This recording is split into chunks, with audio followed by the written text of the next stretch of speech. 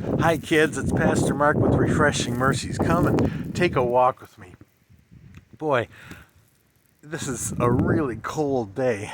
Yeah, it's Pastor Mark. I know I'm not in my normal stuff, but that's because it's cold. We're in the middle of a big snowstorm.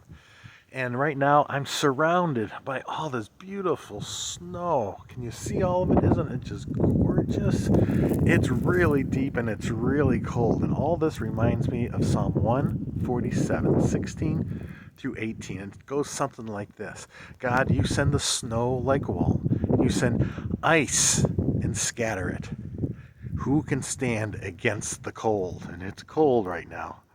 Then it finishes up and it says, at your command, you make it melt. You send the wind, and the ice thaws.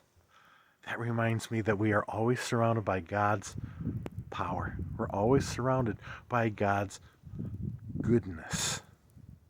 I'm surrounded by snow, but this reminds me that I'm surrounded by His power and His goodness. And so are you.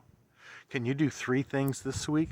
The first one is memorize Psalm 147, 16 through 18. Then pray and thank God that you are always surrounded by His power and His goodness.